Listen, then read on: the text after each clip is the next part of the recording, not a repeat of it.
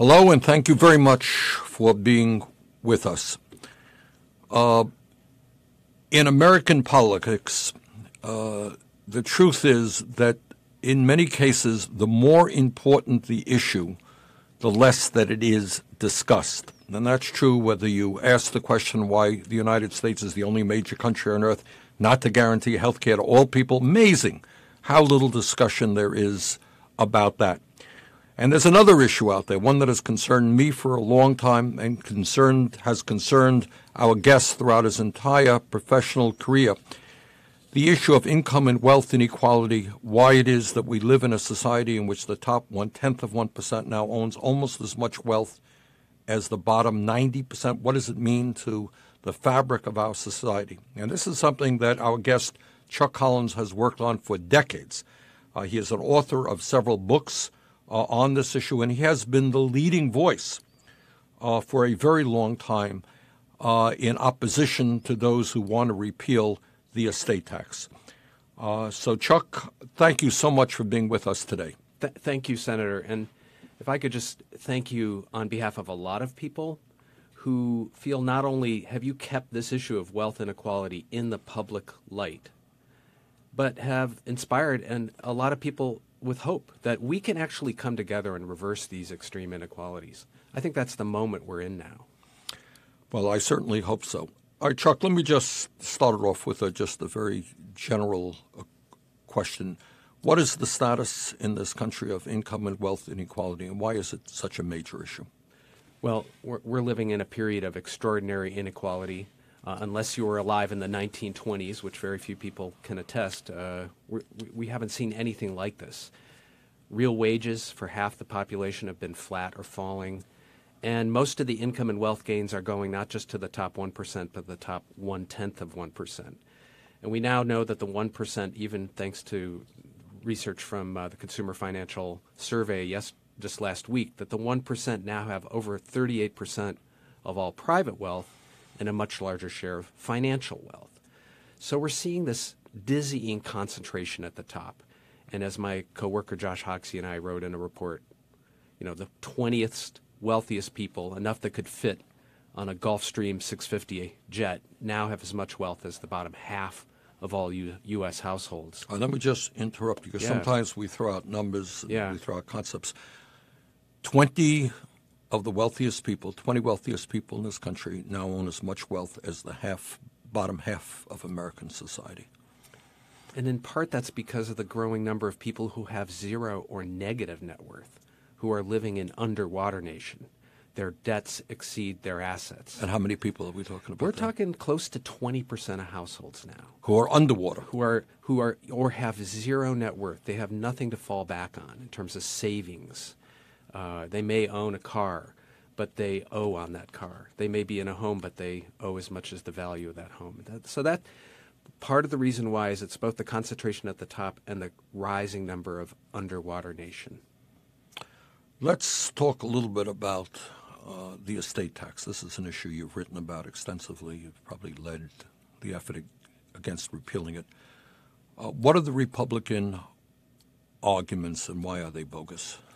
Well, they for years have tried to obscure who actually pays the estate tax. I thought it was just small family farmers and working people. I'll never forget this.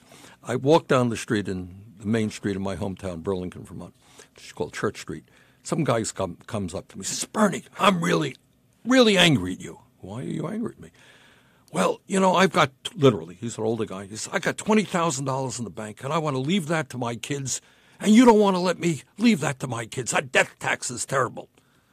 That's what there are millions of Americans who, because of this Republican, I think Frank Lutz was the leader of that. That's right. He called it the death tax. Yeah. They said, look, we can't really show who really benefits from repealing the estate tax because they're all the very wealthiest, 2 out of 1,000 richest people. So we're going to make farmers and ranchers and small business people the icons of the estate tax.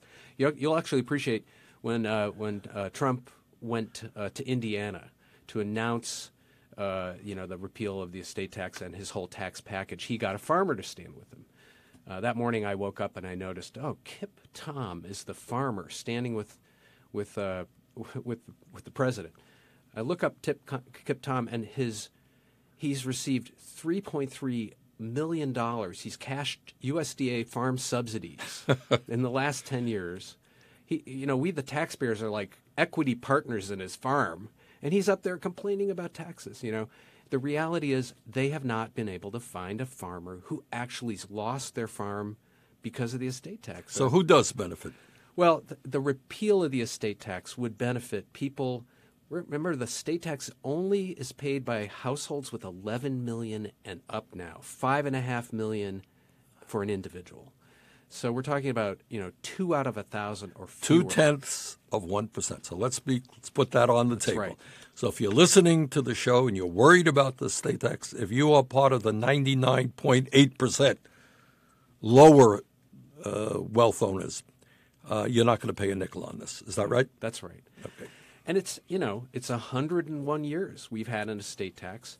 It was more robust in previous times. It really did put a brake on the concentration of wealth and power when it was first put in place and through the Depression. Now, that's an important point because it was pushed by Republicans, people like Teddy Roosevelt and William Howard Taft. Is that correct? That's right. And either Andrew Carnegie testified in favor of an estate tax. And the point you just made, which is not widely discussed now, it was not simply a progressive means of raising revenue. It had another goal, and Roosevelt was pretty clear about it, and that was breaking up the concentration of wealth. Am I right?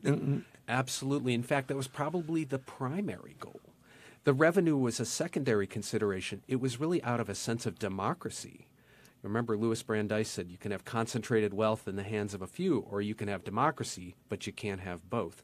That was 101 years ago. That was the mindset. People saw these concentrations of wealth as putting at risk this fragile democratic self-governing experiment. And today we have more concentration of wealth than any time since, late 1920s? Basically, we're in the second Gilded Age, when we should be very alarmed about these concentrations of wealth and power and how the estate tax and other progressive taxes have been weakened. And here they're talking about getting rid of it. I mean, it would only compound or accelerate that concentration of wealth. So, to put the bottom line on this, the whole Republican effort to repeal the estate tax and to claim that it benefits family farmers and ranchers is a total lie. That it benefits the top 0.2%, that it would give to the wealthiest family in this country, the Walton family, a $50 billion tax rate, something like that. To the Koch brothers, the second wealthiest family, I think it's over $30 billion. Now, who pays for this campaign? Frank Luntz doesn't work for free. And I should mention Frank Luntz is a Republican pollster and a Republican narrative creator, if you like.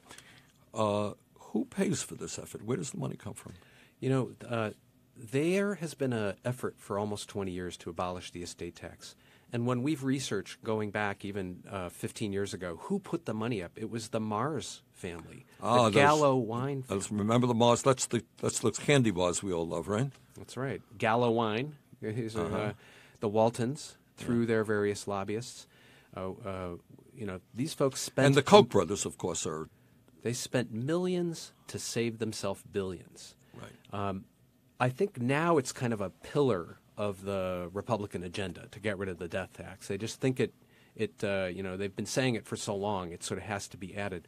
One thing that I would underscore, though, is that the very, very rich, I think more and more are using trusts and offshore tax havens and ways to hide their money, and may, have figured out ways to avoid paying substantial amounts of estate tax. I mean, Sheldon Adelson and others have used these GRATs, grantor retained annuity trusts. There's this these are complicated trusts to hide who benefits and who owns this wealth. And so one of the things we're up against, both in measuring and understanding inequality, but also trying to tax it, portions of it, is that, among the super rich, among the 40 million and up households, people are paying their wealth managers to hide their money. And that's a huge challenge that we're facing. And then the Republicans come up with their tax plan, Trump and the Republicans are working hard on their tax plan and their budget. Want to say a few words on what you see in those plans? Well, I think that what I see is that the whole budget framework is around delivering tax cuts. It's not about solving any of the major challenges in our country right now, whether it's infrastructure and poverty. They've created a budget framework that will allow them to wedge in, several $1 trillion of tax cuts. And you can start to connect the dots now. I mean, $650 billion cut in Medicaid, $1 trillion cut in Medicare. That's sort of the framework So if a budget is a moral document, which is what Martin Luther King used to say, a budget is a moral document because it tells the world what you care about and what you value. This budget is morally reprehensible. So what we are looking at in this budget is about 80% of the benefits going to the top 1%. Is that in this tax plan? In the tax plan, right. Yeah. We don't have the fine points, but that's the rough reality. So at a time of massive income and wealth inequality, 80% of the tax benefits will go to the top 1%.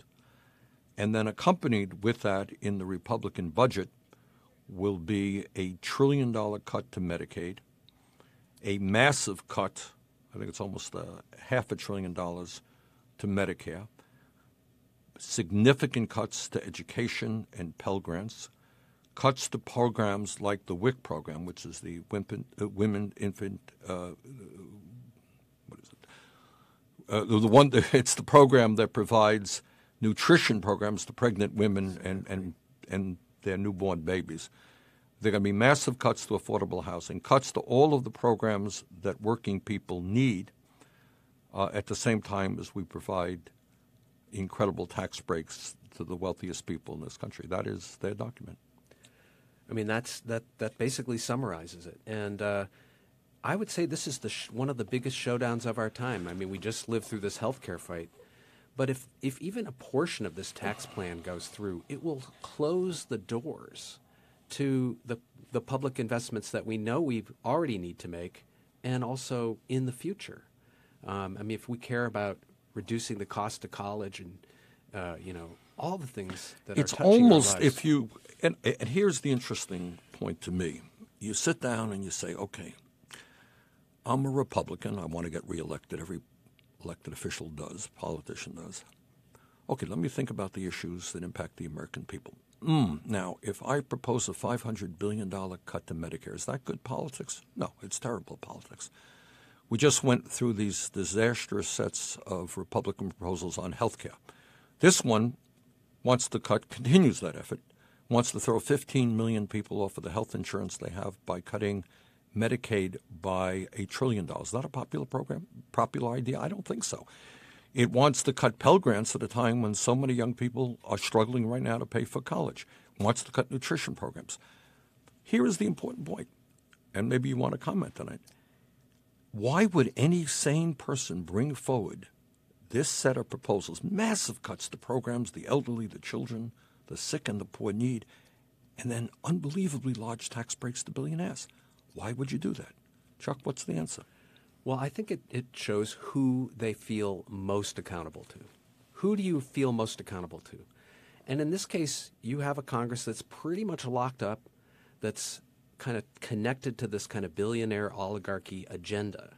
And this is their moment. I mean, if you think of, again, if you're a Republican, you've been talking tax cuts. Now you have a majority in Congress, you have a president who will support this. They are making the money grab of our lifetime. Well, I would go a step further, and I agree with that, but also say that you have quotes from people like the Koch brothers and their billionaire friends, and they say, hey, Republicans, you don't get your act together, and you don't repeal the Affordable Care Act and make massive cuts to Medicaid. You don't give us huge tax breaks. You know what? We're going to shut that spigot for your campaigns. So this takes us right back, in my view, to campaign finance reform. And what you have right now is the vast majority, in terms of the Republican health care proposals, 70, 80% of the American people said, don't be ridiculous. You can't throw 30 million people off health insurance. Ridiculous idea. Why would any politician go forward with an idea that was opposed by 70, 80% of the American people? And there's only one answer, and that is where their money comes from.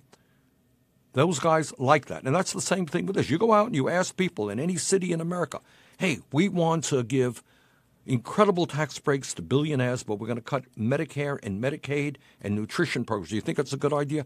The American people will overwhelmingly, 80, 90% say, you're out of your mind. That's insane.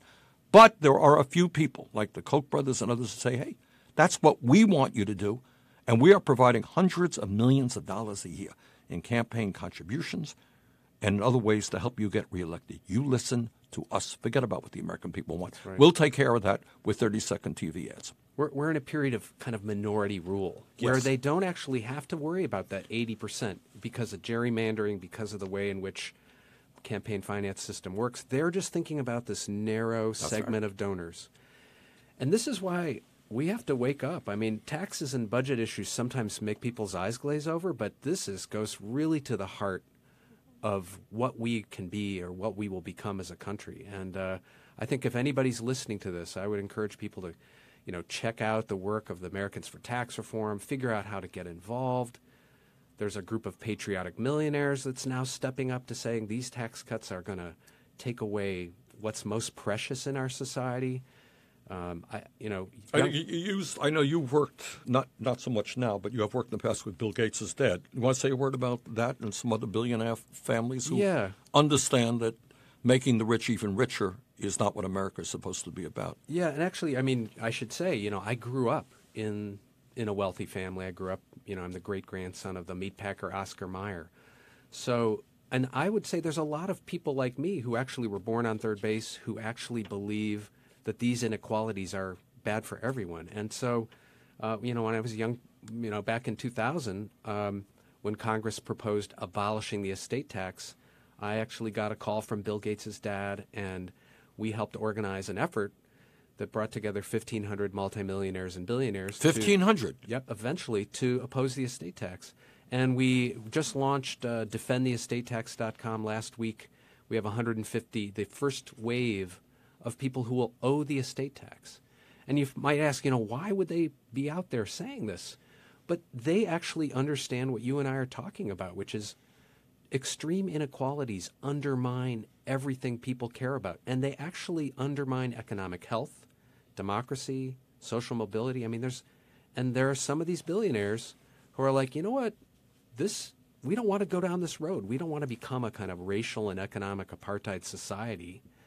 And it's not really in our interest. So that's where part of the work that I do is trying to make that case to people. And I'm seeing people waking up. I think there's a lot of people out there who are like, they're affluent or they're wealthy, and they're waiting to be called to something bigger than consumption. And some of these people understand, I think was the case with the Gates family, that Gates's father, in a sense, got his higher education as a result of the GI Bill. Is that correct? That's right. He understood.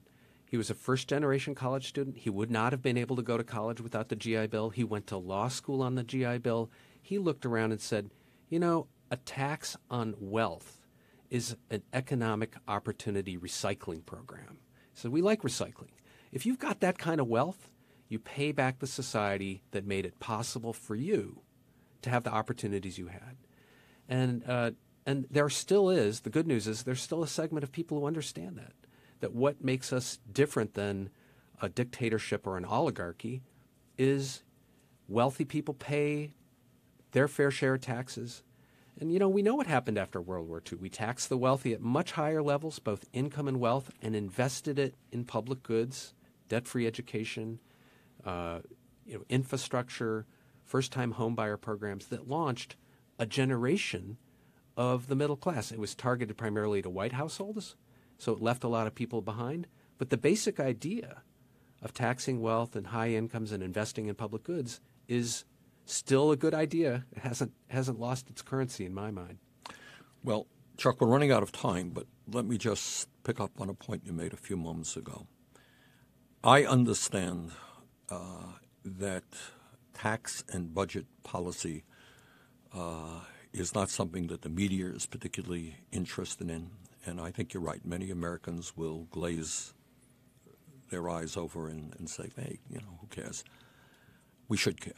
I mean, this is what the Republicans are attempting to do now, both in their budget proposal and in their tax proposal, amounts to nothing less than an incredibly massive transfer of wealth from working families, making life much difficult for the children, for the sick, for the elderly, for the poor. At the same exact moment, they're going to give trillions of dollars in tax breaks to the people in this country who need it the least, and that is moving our country closer and closer to an oligarchic form of society. So I think if people are concerned about any and all issues, whether it is healthcare, whether it's education, whether it's the needs of our kids, the needs of our elderly. I mean, the Republican proposal in the House wants to raise the retirement age, the eligibility age for Medicare to 67. It wants to voucherize Medicare. You have a successful program now for the elderly. They want to destroy that. As I mentioned earlier, $1 trillion cuts in Medicaid, throwing 15 million people off of health insurance, cuts in after-school programs, cuts in Medicaid. So in a sense, all of the programs that are important to working families they want to cut, while at the same time they want to give massive tax breaks to people who really don't need it. That's what this issue is about. It is a pivotal moment in American history.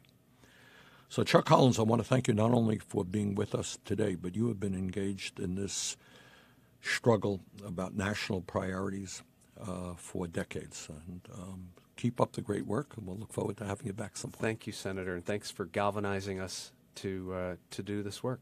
Okay. Take care. Bye-bye.